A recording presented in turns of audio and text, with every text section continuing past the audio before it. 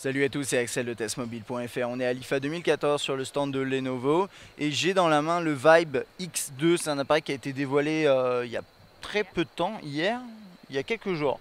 En tout cas, c'est récent. Et au niveau des specs, on va passer par les specs. Il a un design assez intéressant sur les tranches, vous le verrez, avec des couches. Il y a la démo qui va se jouer pendant que je vous lisse les specs, c'est parfait. Alors, c'est un terminal avec un écran 5 pouces Full HD, c'est du IPS. Il a 2 Go de RAM, 32 Go de mémoire interne. Je crois pas qu'on puisse mettre de micro SD, c'est pas indiqué en tout cas. Il tourne sur Android KitKat 4.4. J'imagine 2 ou 4, je sais pas, ça c'est pas indiqué, mais c'est de la 4.4. Il n'y a aucun terminus sur Android L hein, sur le salon, ça c'est pas surprenant d'ailleurs, c'est normal. Il a un processeur de Mediatek octa-core 2 GHz, c'est le MT6595M. Voilà. À l'arrière, on a une caméra de 13 mégapixels avec son flash. À l'avant, on est en 5 mégapixels et on a une batterie de 2300 milliampères. C'est un appareil qui, on n'a pas le prix exact, mais il sera proposé entre 350 et 400 dollars. Normalement, je pense qu'il arrive en France, mais probablement is not for sale. Ah, ok, d'accord. Bon bah non, en fait non. Là, je viens de lire le message qui dit qu'en gros, il sera pas en vente en Europe ni en Allemagne. Mais c'est pas grave, ça ne nous empêche pas de vous le présenter, parce que c'est la petite nouveauté de Lenovo, il n'y a pas grand chose, sinon il y a le Z2 et on le prendra en main aussi un petit peu après. Alors, du coup, les tranches, ça c'est le truc qui m'intéresse, qui est le plus sympathique, il y a plusieurs couleurs, et donc il y a plusieurs niveaux, là par exemple c'est plusieurs couches. Là c'est la version orange, et sur la version noire, je sais pas si je vais arriver à vous la... Si, ça donne ça. C'est plutôt original, c'est la première fois que je vois ça sur un smartphone, il me semble, à part le Yola qui est un peu en couche, mais différemment. Hop, on va éteindre l'écran. Donc là, voilà, on a la caméra frontale, la sortie audio, quelques capteurs comme d'habitude. Là, on a la touche menu, accueil et retour. Sur la gauche, donc c'est le slot pour la SIM.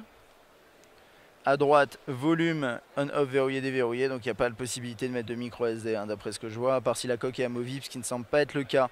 On a le jack en haut et l'appareil photo ici. On va passer rapidement dans l'interface, juste pour voir un peu ce qui nous réserve. Même si bien sûr vous ne pourrez pas vous le procurer facilement chez nous. L'écran semble plutôt réussi, c'est une taille qui est assez compacte. En fait au final il a des bordures fines donc c'est assez compact. Plutôt intéressant, j'ai entendu 120 grammes au niveau du poids, ce qui n'est pas grand chose. Ok, voilà, composition de numéro, les contacts. Le multitâche c'est comme ça, voilà. Bon, classique avec les icônes et la vignette au-dessus, enfin et l'aperçu. Bon, là ça les contacts qu'on a vu. Je veux juste voir la saisie de texte. À quoi ça ressemble.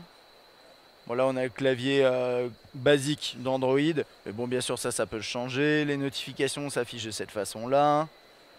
Avec, hop, on peut les couper. Et on a en fait, c'est des notifications avec le panneau de raccourci intégré. C'est quelque chose qu'on trouve de moins en moins sur les terminaux Android. Et pourtant qui est, ma foi, assez pratique.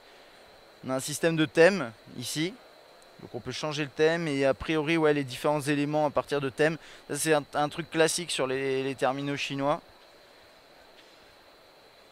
Display, date, time, ouais bon ok. Et about, on va juste regarder le numéro de version, comme ça on saura. Ça va pas être dans status, ça va être dans, pardon, device info, j'imagine. On est en 4.4.2, ouais, c'est pas surprenant. Il y a un petit truc qui est sympa, je vais vous le montrer, puis je pense qu'on aura terminé. Alors il y a juste un truc aussi, Share It, c'est une fonctionnalité qui permet de partager d'un appareil à un autre des fichiers très rapidement. Je pense que ça marche en Wi-Fi direct, je suis pas sûr mais je crois. Et est-ce qu'il veut bien lancer l'APN? Ouais. Donc ça c'est l'interface de l'appareil photo. Alors les vagues à l'écran c'est à cause des spots au-dessus qui sont assez costauds, il a un peu de mal à gérer ça. Vous avez une interface qui est assez standard, avec un petit effet de flou moi, que j'aime bien ces petits effets là, panorama effet. Par contre ce qui est le plus intéressant on va dire c'est ça. Alors c'est toujours pour les selfies, hein, c'est malheureusement la mode. Et donc là on a quelques fonctionnalités qui permettent là de taper, enfin de toucher l'écran pour prendre une photo. Et il se met en mode démo, super, c'est génial, merci. Voilà. On peut l'activer à la voix et on peut l'activer en faisant un signe de la main. Donc ça marche comme ça. Et normalement, censé marcher. Voilà. On va. Au revoir. Un truc comme ça, faut faire comme ça. Je sais plus comment faut faire, mais ça a marché tout à l'heure, ça marche plus là. Je pense que c'est parce qu'il y a la caméra, il repère mal ma tête, un truc comme ça.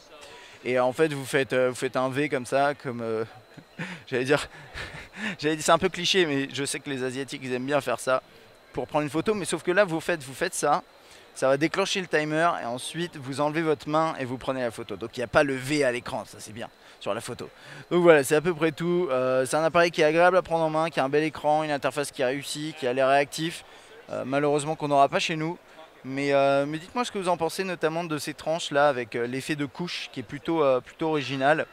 Et puis j'espère que cette vidéo vous a plu. À bientôt.